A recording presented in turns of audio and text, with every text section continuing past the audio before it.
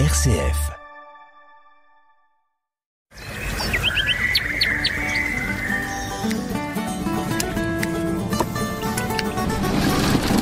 Vous écoutez La Viticulture en question, l'émission qui vous plonge au cœur de la vigne.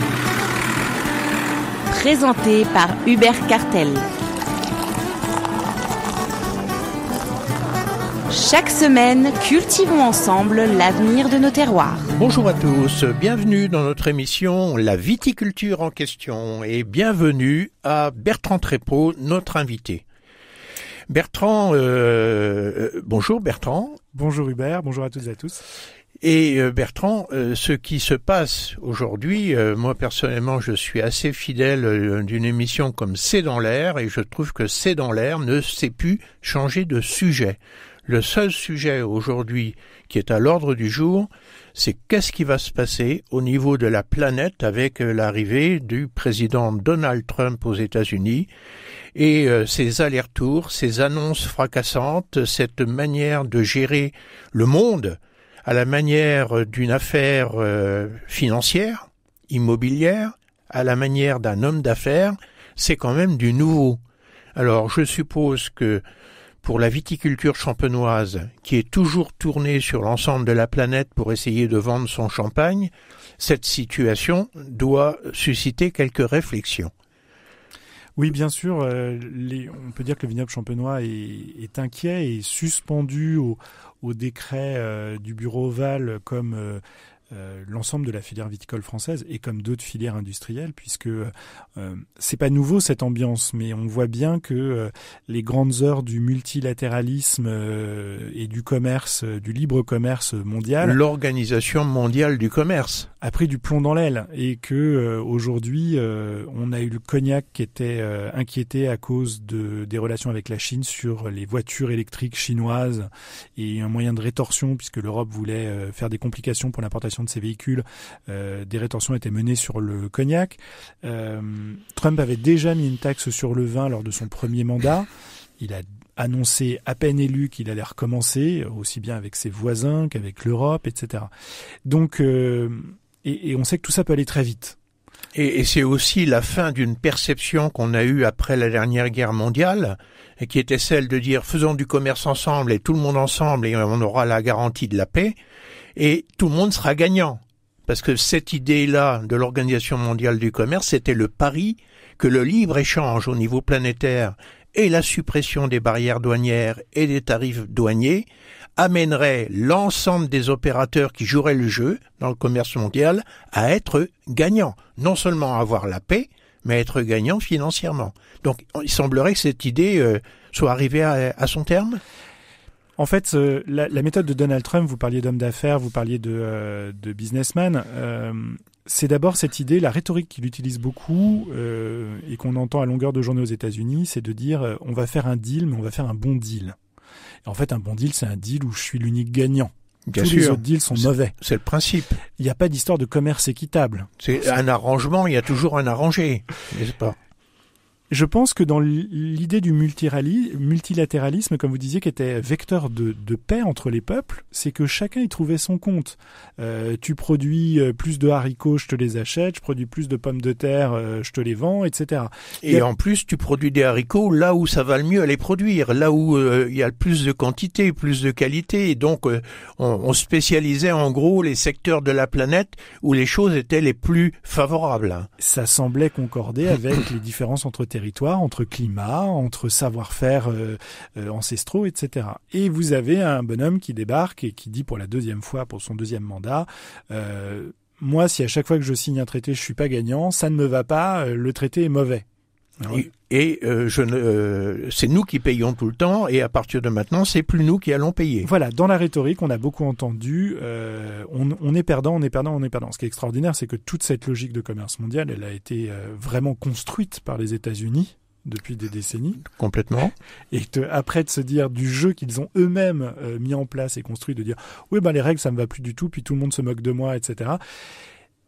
politiquement, ça marche. On voit que pour le moment, ça a été son programme politique et ça fonctionne. Nous, dans une filière comme le champagne qui a un moteur de croissance à l'export, alors certes aussi en Europe, mais à l'international, tout ça met des points d'interrogation. Cela dit, je voudrais quand même tenir un discours de modération. C'est que la Champagne, dans son histoire, on a vu des vertes et des pas mûres sur des moments politiques et autres, et que si je prends que le cas de la Russie récemment, vous savez que normalement on n'est plus censé exporter en Russie.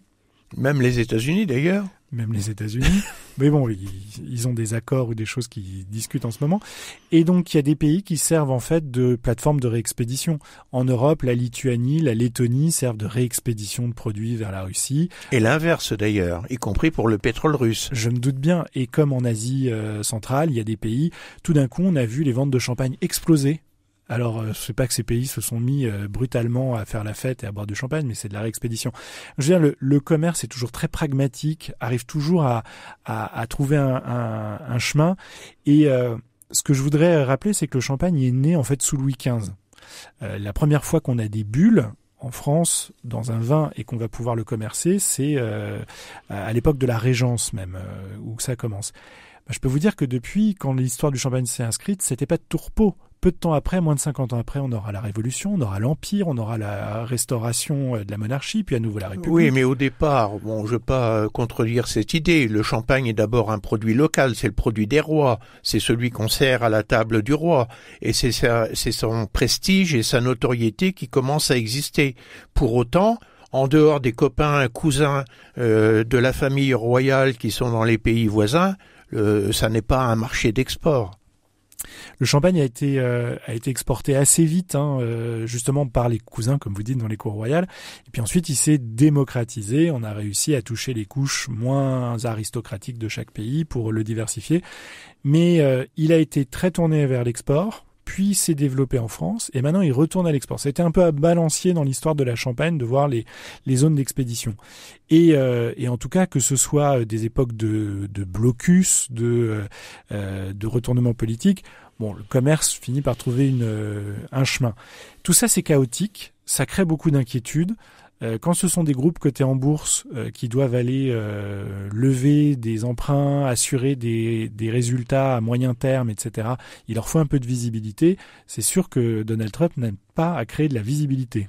Non, actuellement, il crée beaucoup d'incertitudes et c'est vrai que ça crée des perturbations sur le plan commercial. En d'autres termes, on peut supposer que les importateurs américains ont anticipé des achats, sachant la promesse de taxes nouvelles qui avait été faite et connaissant le résultat des élections. Donc, de notre côté, on voit les expéditions augmenter, on se dit tout va bien, et en même temps, on sait que ça précède une période où il va plus rien se passer. Et donc, globalement, il y a une perturbation sur les marchés, et on peut le dire avec certitude, toute perturbation géopolitique ralentit le commerce. Et plus les tensions géopolitiques vont se crisper, plus ce genre de rétorsion, d'abord économique, vous voyez que quand il y a eu l'entrée des troupes russes en Ukraine, une des premières réactions de pays européens a été de geler des avoirs russes, a été de s'en prendre à la partie économique pour pas aller dans le domaine militaire. On n'a pas envoyé des troupes sur le terrain, mais on s'en est pris à l'économie. C'est sûr qu'on va continuer dans ce cycle-là. En attendant, et si on pouvait l'éviter, ce serait tant mieux, qu'on ait plus de conflits physiques, on va multiplier les rétorsions économiques. Mais en tout état de cause, aujourd'hui, la menace, c'est essentiellement des droits de douane. Des droits de douane. Or, les droits de douane, immédiatement, quand ils sont mis en place, ils touchent la première négociation qu'il y a entre un champenois qui est expéditeur et l'importateur américain qui doit verser les droits de douane à l'État fédéral. Immédiatement, la chaîne de distribution qui suit l'importateur, elle va les répercuter. Oui, elle va essayer de sauvegarder ses marges. Et donc, le consommateur en tant que tel, il va prendre en pleine face pratiquement l'équivalent du droit de douane en augmentation. Et ça, c'est quand même la préoccupation. On peut pas répondre. L'opérateur champenois, quelle réponse a-t-il à ça ? La seule chose, il pourrait essayer c'est de vendre moins cher pour permettre que le produit reste à peu près au même prix dans le pays importateur et que tout le monde sauvegarde ses marges. Mais lui, ça veut dire qu'il doit faire un effort très important sur ses coûts de production, sur sa marge. C'est pas très réaliste. Bah oui, parce qu'il le fait cet effort déjà depuis des années et des années. Et donc aujourd'hui, on lui demande un effort complémentaire pour pouvoir garder des volumes de vente équivalents. Qui est pas vraiment raisonnable. En plus, certains de ces pays sont des pays producteurs de vin avec des vignobles qui se développent. La Chine, les États-Unis sont des pays où on plante, où on produit plus de vin. Donc il pourrait y avoir une solution, une alternative nationale moins coûteuse. C'est le cas aussi de l'Inde, c'est le cas. Et ces pays en général protègent leur production nationale par ces droits de douane. Mais ce qu'il ne faut pas oublier pour le cognac ou pour le champagne, c'est que ce sont des totems. Ce sont des mots connus dans le monde entier, ce sont des produits phares. Et quand on veut montrer qu'on a de la poigne, qu'on s'en prend à ce qui fait la France, on s'en prend au champagne, au cognac, au foie gras, à la baguette. On n'exporte pas les baguettes. Comme nous l'avions fait avec les Harley-Davidson lors du premier mandat de Donald Trump. Ah, ça, je m'en souviens. On avait mis une taxe Harley-Davidson. Ah, j'avais pas. Mais elle était purement symbolique. Voilà. Sont des symboles, sont des totems. Pas de chance pour le champagne. Définitivement, on est un totem. Donc, en tout état de cause, aujourd'hui, quel est le degré de perception? Est-ce qu'on perçoit une vraie inquiétude dans le milieu viticole? Oui, ça fait maintenant, je crois que les premières menaces au sujet de l'alcool ont 15 jours, 3 semaines de la part de l'administration Trump. Il y a d'ailleurs un jeu qui met les nerfs à rude épreuve. Vous voyez que, ne serait-ce qu'avec le Canada et le Mexique, un jour il annonce les droits de douane, le lendemain il recule. On sait d'ailleurs plus où on en est. C'est très compliqué. Tout ça crispe. C'est là où on retrouve cette notion de joueur de poker, de mettre toujours l'autre sous pression, de lui montrer que ce sera le privilège du prince à tout moment. Mais en tout état de cause, quand je suis moi avec des stocks de champagne que je veux vendre, que je vendais en partie importante aux États-Unis, est-ce que je me pose pas la question d'aller vendre ailleurs? Oui, ou alors de les vendre. Quitte à les vendre moins cher. Le vendre le plus vite possible avant que les ou vendre le plus vite possible avant que les taxes arrivent. Mais ça, on le fait qu'une fois. On le fait qu'une fois. Et sinon, faut trouver d'autres pays. Mais là, on avance quand même dans l'inconnu, surtout que le marché américain, je voudrais vous redonner un chiffre pour vous montrer l'opportunité de ce marché. On sait que le pouvoir d'achat américain est bon, que c'est une économie en PIB par habitant qui est très bonne. La consommation de vin aux États-Unis, c'est 4,5 litres par habitant et par an. En France, on est à 22,5. C'est juste pour donner une idée du potentiel encore sur le vin du marché américain. Oui, mais enfin bon, ils aiment beaucoup les substituts relativement sucrés plutôt que le vin. Et aux États-Unis, il faut quand même savoir que 60% des Américains n'ont pas plus de $20,000 d'économie. $10,000, d'économie, 60% des Américains. Et que quand ils vont à l'hôpital, ça leur coûte $20,000. 3 jours. Hein. Donc, en tout état de cause, ça suscite des réflexions, des nouvelles stratégies, de quoi effectivement reposer toute la question de comment exporter au mieux sur la planète. Et cette recomposition du paysage est indiscutablement une problématique nouvelle qu'on n'avait pas vu venir, même si les annonces avaient été faites.